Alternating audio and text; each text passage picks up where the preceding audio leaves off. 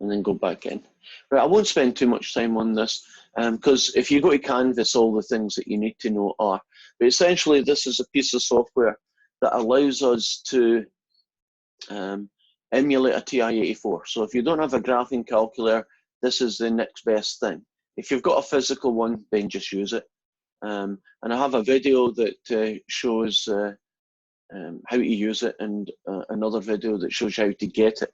So essentially, you go to this link and you sign up. You don't need credit card details for a 90-day free trial. And if you like it, you can buy it, of course. But if you choose not to, 90 days will get us over this quarter. And so you can use it for free. So it looks basically like a primitive version of what your TI-84 looks like.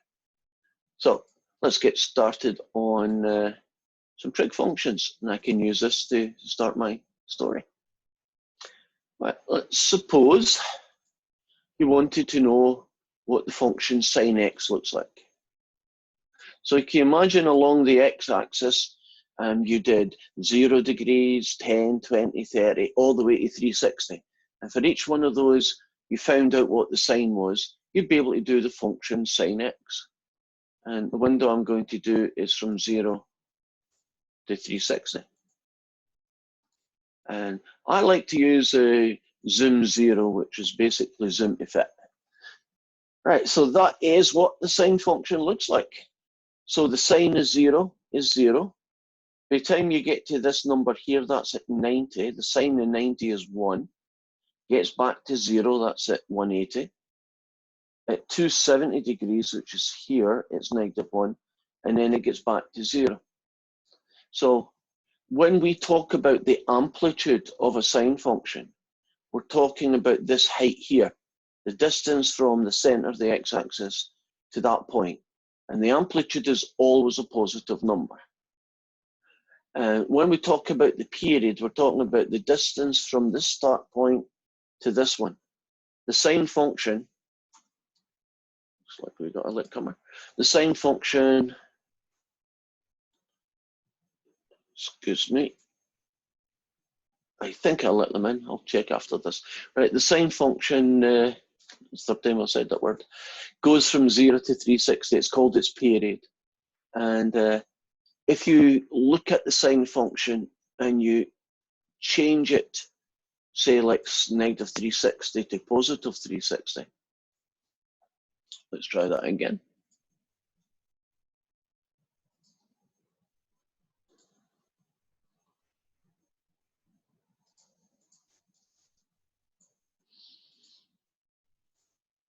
You'll see the sine function in a little bit bigger. Right, you see basically what the sine function does, which is this fella here. Do you see it repeats itself forever? So when we talk about the period, we're saying this bit to this bit is basically the shape of the sine function. And all that it does is it repeats itself. So that's what the period is. How many degrees does it take a function to repeat itself? If you take your basic sine function again, and this time I'm going to do a little change to it. I'm going to put to a different version. Let's do 3 sine x. So we're going to do a multiple of sine x, and 3 sine x looks like that. The basic shape stays the same. The scales had to be changed to fit, but that blue one is the original, and this red guy represents 3 sine x. Do you see it has the same key features? It just happens to be taller and lower. And we would say that the amplitude of this function, the distance from the x-axis to there, is in fact 3. So you can play about with that in the future. I'm going to return back now to our usual screen. Did everybody make it in? Must be. And where should we go now? Oh, let's start with some notes here. Here's my fit. Do you know why I talk to myself a lot? Tyler, any ideas why? It's the only way to have an intelligent conversation. Oh, come on, that's pretty good. No, maybe it's not. Okay, so what you're looking at right now is some of the things that the last section, right? This is basically section 5.3. So, how do you find the amplitude? What's called the amplitude? How do you find the period? And how do you find what's called the phase shift of a trig question or a trig function? A lot of your homework questions are based on these types of things. Some of them, especially the early ones, are really quick. So we'll go through the features. So let's look at a simple thing like how do you get the amplitude? Because that typically is very easy. If you have a function, a sine or a cosine function, like 3 sine x, or like 2 cosine x, or negative a half, we'll go back to sine x again. The amplitude is very, very easy to find. It's that number there.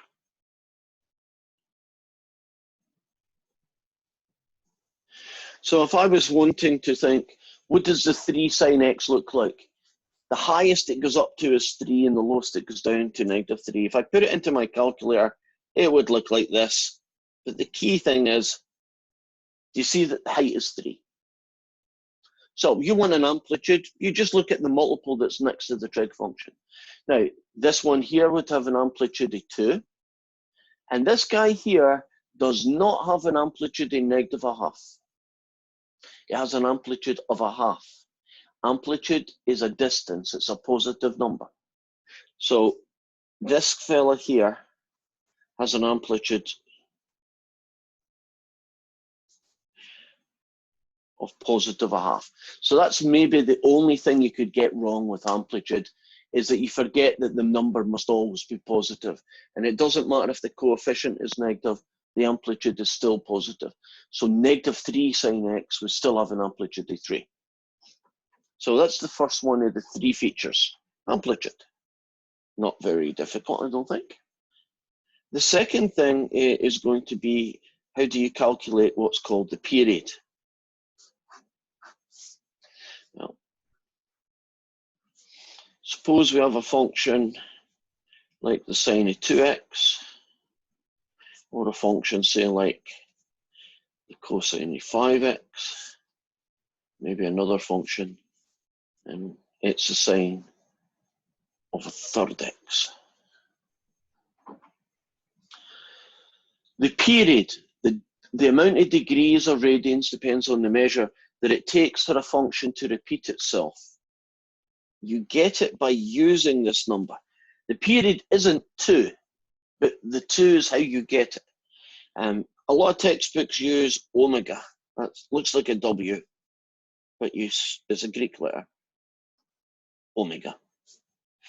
And you get it by taking 360, the normal period for a sine function, and divide it by that coefficient of x.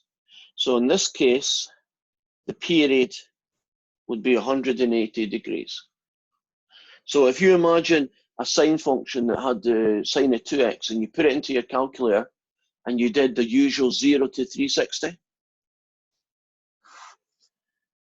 it would take 180 degrees to do a cycle. And then if you did, this is one way I kind of like to look at it, is if you went to the usual destination, which is 360, do you see that what you get for a sine of 2x is you get 2 lots of sines, right? 2 cycles within the usual 0, 360 mark. Now, if you're doing a 5x, the period then would be 360 divided by 5, which is 72 degrees. And if it's a third x, you get 360 divided by a third, which I believe is 1080. So if you're being asked to find the period of a function, you take 360 and you divide it by the coefficient of x. So here you divided 360 by 2. Here you divide it by 5. And finally, here you divide by a third. Any problems? We go with that. We'll go. Right. I didn't do this one, so I guess I should. Suppose that's a negative. Pretty rare, but it could happen. Yeah. No reason why it isn't allowed. Do you think that changes the period?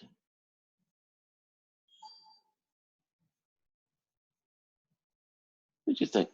Do you think the period is going to be negative 72 degrees, or do you think it's still 72? Still 72. Yeah. Amplitude is always positive, right? It's a height. And period is always positive, right? So, yes, you're going to divide by that number, but just think of the 5. Don't worry about the negative. It's, you know, if you want to divide by -5, that's fine, but make sure that you stick an absolute value around your answer. That'll turn it into a positive.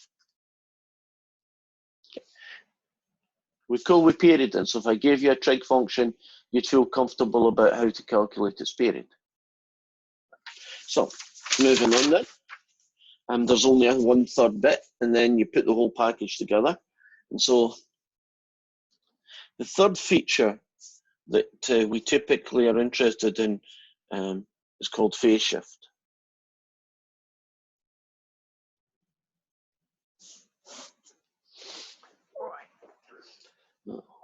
Let's suppose we take a function that isn't the sine of x, but is the sine of x minus 30 degrees. Now, in the 141 world, when we did transformations, remember up, down, left, and right, and so on? If I asked you to do x take away 30 squared, wouldn't that be move the shape to the right 30? Remember doing those things? Left, right, up, down? So,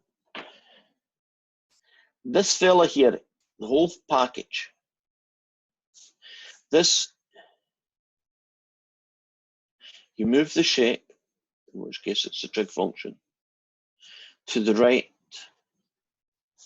30 degrees. We call that a phase shift. In this case, you would say the phase shift is 30 degrees. What would that look like geometrically? Right. Can you imagine this is your normal function sine x? So it starts at 0 and it finishes at 360.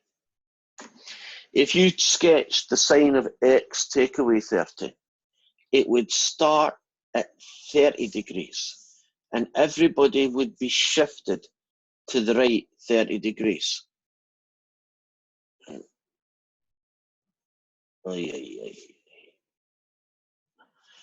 I'm not very good at this. I'll try my best.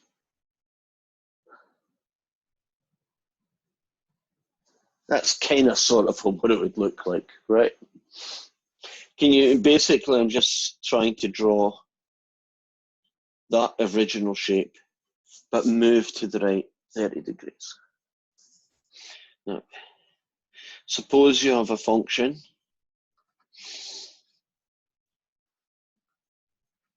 and it looks like that, and you're being asked to find the phase shift. Okay. Would that move the sine function to the left 20 degrees, or would it move everybody to the right 20 degrees? What's this guy going to do?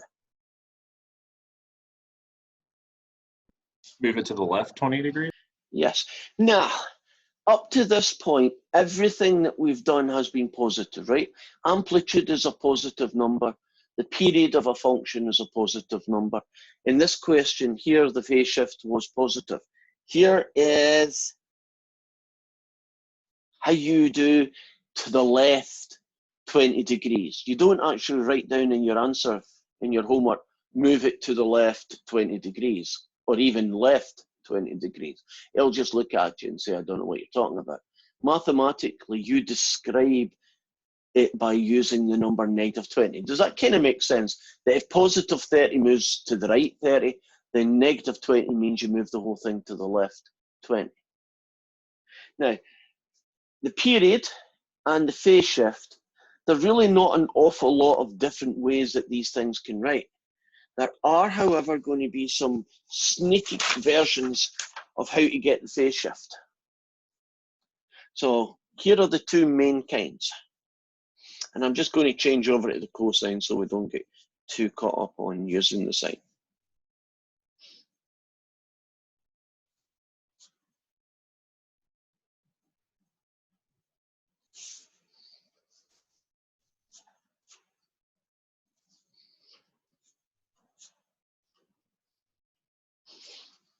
Now, both of these are trig functions.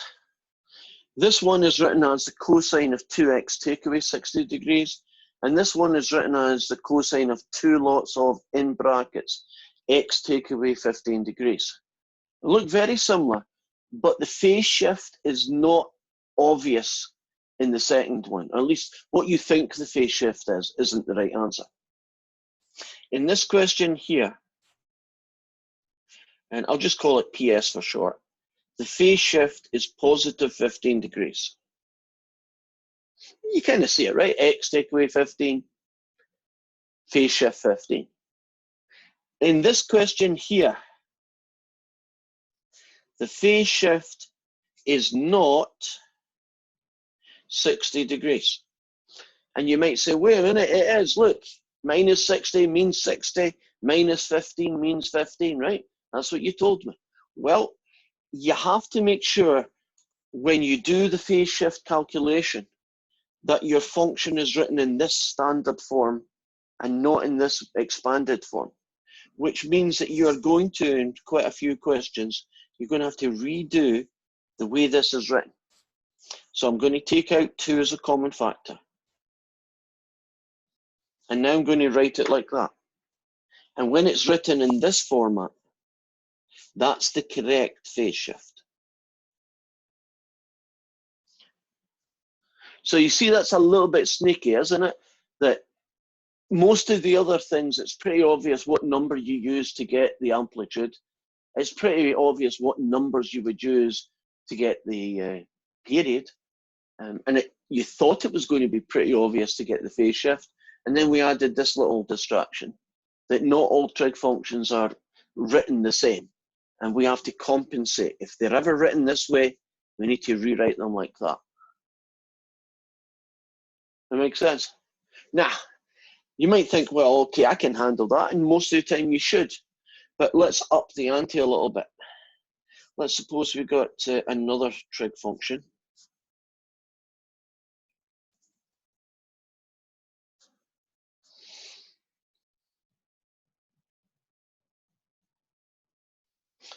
Nothing too bad.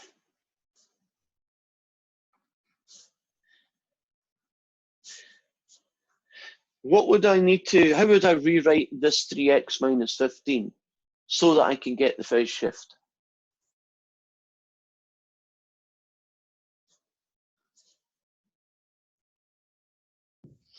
What would go in the brackets here? Just the x minus 5 degrees.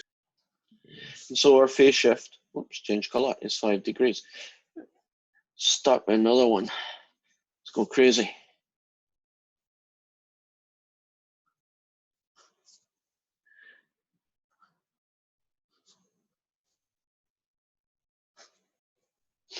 Okay, now I've put a number of features in here, one of which doesn't matter. Do you see that 3 there? Isn't that the amplitude? But the amplitude has no effect on the phase shift, so I could ignore it. Now, if I wanted to get the period, wouldn't the 7 of the 7x be useful, right? So actually, maybe I should do that. Let's suppose this question asks you for all 3 things: amplitude, period, and phase shift. Let's see what we get.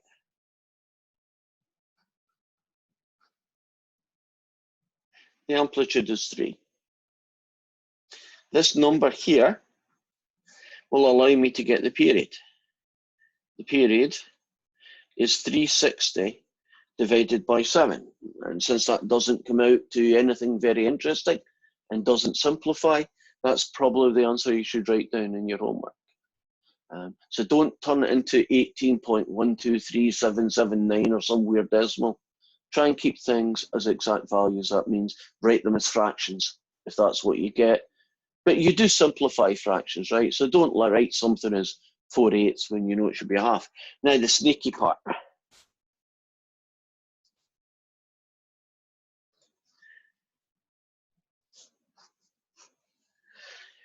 You don't normally pull out a common factor of 7 unless both the terms can be divided by 7, right? That would be normal good math, right? But in this case, I need to pull out that 7 because I need an x there. The difficult part, and hopefully it's not too difficult, is that what number, or more likely, what fraction has to go in here? Well, if you take out a 7 from a 12, as a factor, you're going to have to leave yourself with the rather weird answer, 12/7. Now check it out. Won't 7 times 12/7 cancel out and you get 12? So in this, the phase shift would be 12/7 degrees. Now, in case you're getting too comfortable with degrees, I'm now going to do one of these questions where we're being asked to find all 3 things, but I'm going to do it in radians. So here goes. Let's suppose we were asked to find all 3 things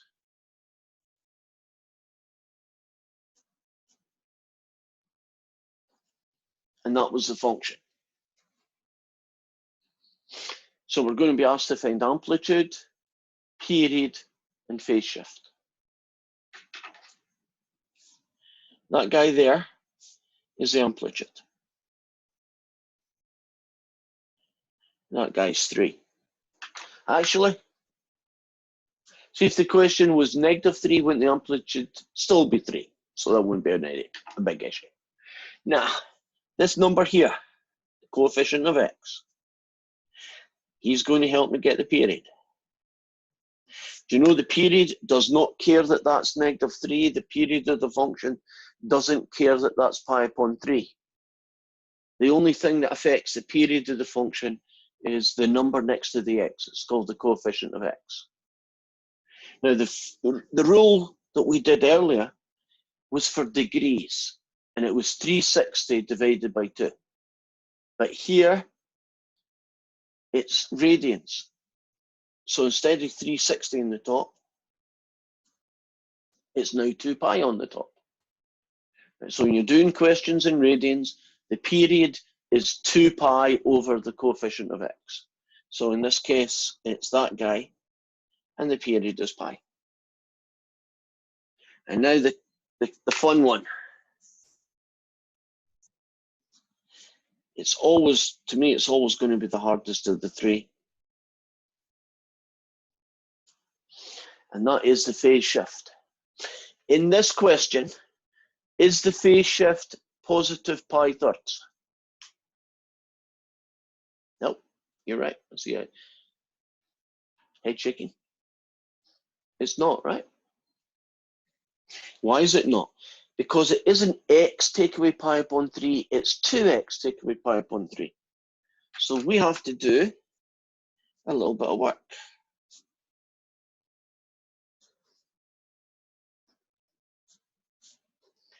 And this is more math than anything else. It's just dealing with fractions.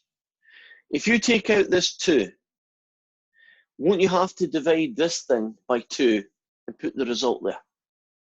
And that's where people sometimes kind of go out a little bit. If you take this guy and divide it by 2, what would the answer be? Well, hopefully you can just say, yeah, it's that guy, which it is. If you want to see it in a little bit more working, that's what you get when you divide by 2. But isn't that the same as multiplying by a half? And that's where the 6 came from. So that's what that guy looks like, which makes the phase shift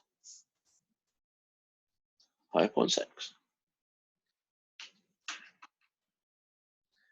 So if I gave you a trig function that's a mixed up thing like this, do you feel happy about how to find the amplitude, how to find the period, and lastly, how to get the phase shift? We feel comfortable about those types of questions. Is there any questions about those 3 things before I go and look at some of the examples from the homework that might be causing trouble? Are we good? Okay, let's do some screen sharing then. Okay, you should be looking now at section 5.3, the trig graph. Well, since this one is here, let's look at it. It says, find the amplitude and period of this function. Okay, now, well, it's a bit unfortunate the answer's there, but we can talk about it. Do you see how that's negative, doesn't have a number? Technically, isn't that -1, and that's why the amplitude is 1? And then the phase shift, well, don't you take 2 pi and divide it by 4, and that's what this guy looks like. Now, if you wanted to know what the sketch of this guy looked like, I guess you could just plug into your calculator. But the reason why I know it's this function, well, let's look at a couple of the features. Since the period is a half pi, shouldn't the function start at 0 and 1 cycle takes me to half pi? So that's how I know it's either this one or this one. That means kick these two out. Now, the function has a period of 1, which an amplitude of 1. Both of these functions go up to 1, so that's no good. But can you remember 141, what a negative on the outside does to a sine function? Well, doesn't it reflect in the x-axis? Essentially turn it upside down. So that's how I would know it would be that one. And here are some guys with amplitudes and periods. Oh, here's a new guy. Amplitude, 4, great. Phase shift, oh, an easy one. Why is it easy? Because it's got x and not 2x. Positive 5, 6. And the period, well, since there isn't any number there, technically there's a 1. Wouldn't it be 2 pi divided by 1, which is just 2 pi? Is there anybody who's done some of these questions, the later ones, that you'd like me to go over? Otherwise, I'm just going to randomly pick one. I was hoping you could go over question 12. Okay, let's do that now.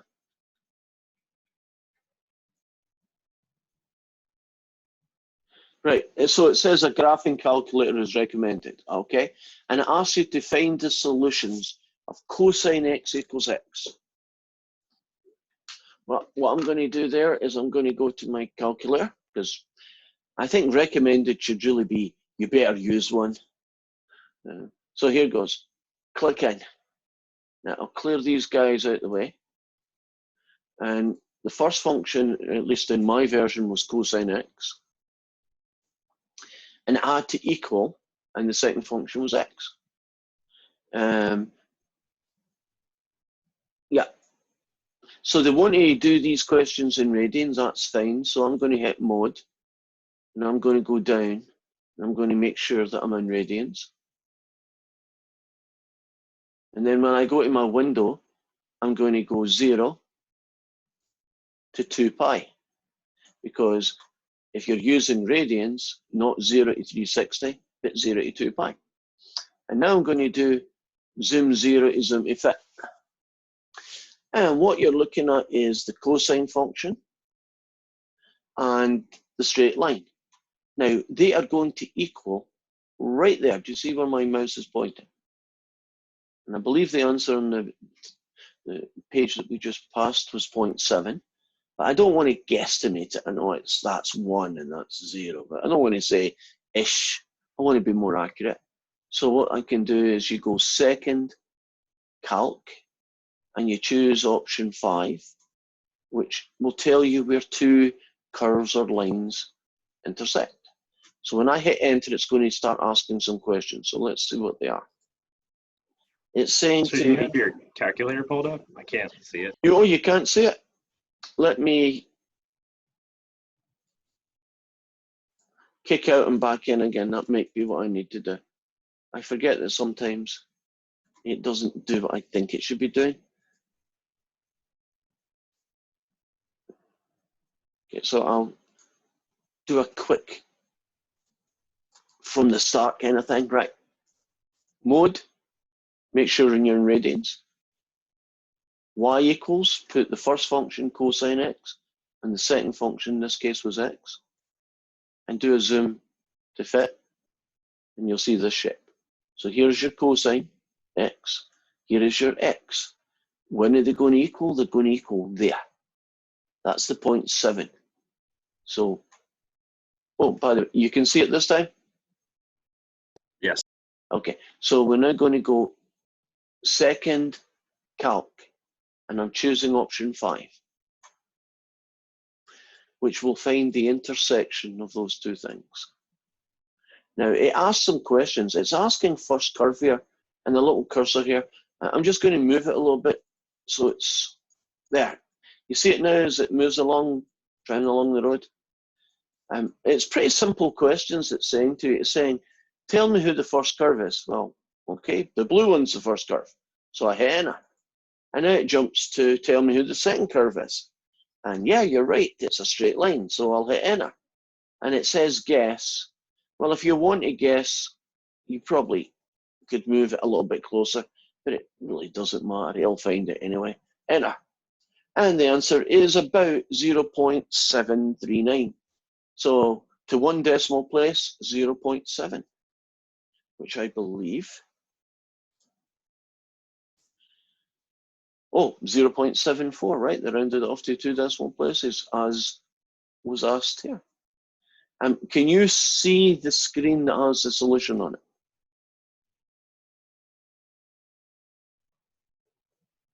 I'm away from the calculator now. I'm on the homework screen. No, I still see the calculator. Okay, so it's one of the idiosyncrasies of this thing is I have to go out. Right, so the answer we got was 0.7 and a bit. Now we'll go back in. There. So that's where this case 0.74 came from. You could answer almost any question. Do you know you could, for instance, answer when is 2 cosine x plus 7 equal x cubed? All you would do is whatever the left-hand side, you'd make that y1, and then you have your equals. And then whatever's on the other side, you make that y2. And then you'll find that one of them crosses over somewhere on the other. Are we okay with that question? Yes, thank you. Right, so let's zoom back a little bit. And right now I'm looking at a question but you haven't covered, or at least a topic. How do you find the maximum and minimum value of a function? And it says round your answers to 2 decimal places. Right. Now, this is a calculator question as well, right? So it's a single function from 0 to 2 pi, so it's radians again, and it wants to find the maximum and minimum. So I'm going to stop sharing again. Go back in, go to my calculator, clear this one out. And I'll just do a similar version to that kind of question, right? So let's suppose we want to know when 2 sine x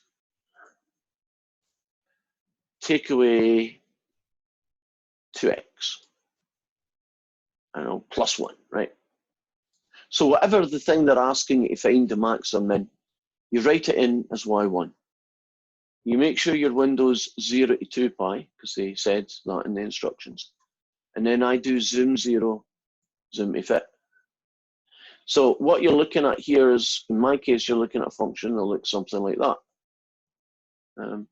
If you find it a little bit hard to see the top and bottom, you can hit window and you can adjust the screen. So I'm going to make this a little bit bigger. And I'm going to make this a little bit more negative. So there.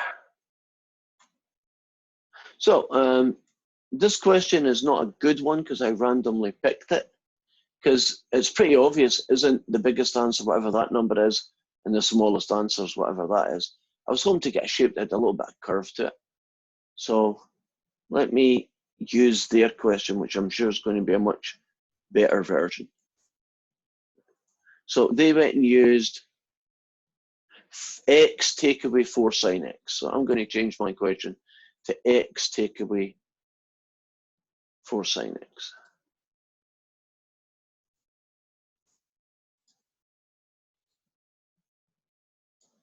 Are you still looking at the calculator right now?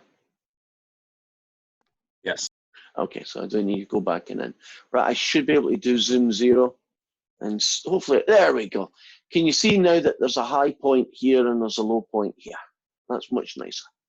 Right, I need to find the maximum value, which means how high up is that guy? And I need to know the minimum value, right? How low down that is. So you go second, calc. And this time, to get the minimum, you choose option 3, and then I'll return and I'll do the maximum, option 4. So I'll go to number 3 minimum and I'll hit enter. Now the question that the calculator asks us this time is left bound. It's always surprised me that they haven't found a better way of doing this. And what I'm getting at is, it's pretty clear to me and to you hopefully that that guy there where my mouse is bouncing up and down is, that's the minimum value. You would think the calculator would know that and it would just tell me it. But it doesn't. It says left bound. So I move my little cursor so it's to the left of here, and then I hit enter. And then it says right bound. So I move my little cursor so that it's definitely to the right. Anywhere to the right will do. Enter. If that wasn't enough, it says guess. I'm not going to guess, I'm just hitting enter. And the minimum value is negative 2.55.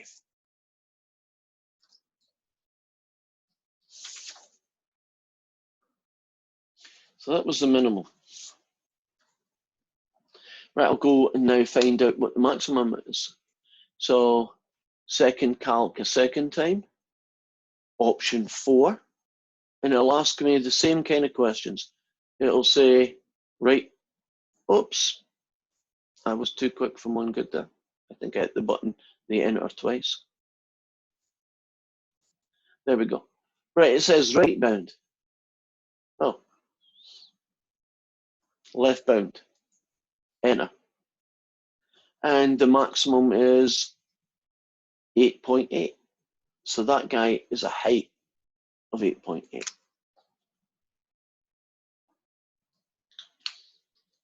So that would be how you would get the maximum and the minimum. Does that make sense? Are we good? Right, is there any other homework questions? We'll probably get time for just one last one.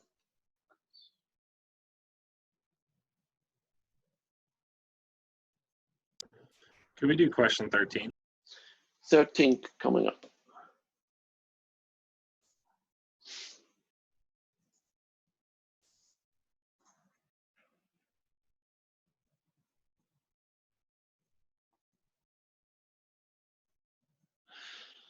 Okay, now what we have here is a really weird looking function. It says a tuning fork is struck to produce tones that vibrate.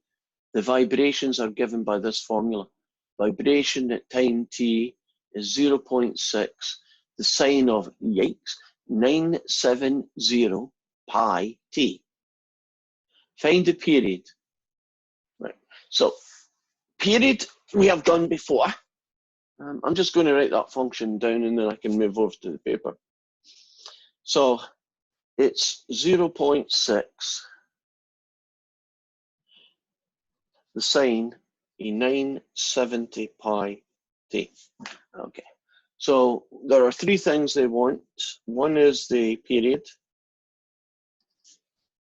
and two is the frequency. And the third is that you're asked to graph it. So I'll leave this one. Are you back to seeing my piece of paper? Yes. Okay, so you should be seeing the essential part to that homework question. Right, let's look at the three things. First, I'm going to get the period. The period is 2 pi divided by this ridiculously big number. And do you notice that this number has a pi attached to it? It's easy to forget that. Which means that the pi's cancel out. And then simplify to get you that. So the period of this vibrating tune thing is 1485. Can you imagine that means that it does 485 of the damn things in one cycle that a normal sine function would do? So that would be like zooming up and down like a yo-yo really fast a lot of times, right? So the second thing that they ask us to get is called the frequency. And you would look up your notes for that. But the frequency is just the reciprocal of the period. So if you take this function, this is what it looks like. But basically, don't you just turn it upside down and you get 485. And frequencies are normally given in units called cycles per second. Sound waves. You ever heard these sound waves and they say, oh, it's 5,000 hertz, right, or 200 hertz. A hertz just is what a cycle per second is. So see if sound wave a radio wave was going at 2,000 hertz, it would mean that if you could look at that radio wave on an oscilloscope, it would go up and down, right? It would do a complete cycle, 2,000 of those cycles in 1 second, right? It would be a really heavy duty frequency thing. Right? So that's how you got that one. Now, if you wanted to sketch this function, and they give you 4 choices, I always find the easiest thing is to plug some into your calculator, but this is what the sketch would look like. You start at 0 and you finish at a point called 1 over 485, right? That would be the start and finish. Now a sine function goes up the way and then it goes down the way, right? And in this case, it would get to the 0.6 and the negative 0.6. So I would just go and look at the pictures and I would find the one that had that shape with those amplitudes. And there should only be one that fits that, and that would be your choice. Well, that is going to be our time for today, so thank you for coming. Somebody turned up late, and I want to make sure I get your name. So could you just tell me who you were so I make sure you get your attendance today? Morgan. You're a bit quiet. Could you say it a bit louder, please? Morgan. Gotcha, Morgan. Thank you. Okay, so I guess I should ask one last time. Is there anything else I should talk about, or do you need to know before we go?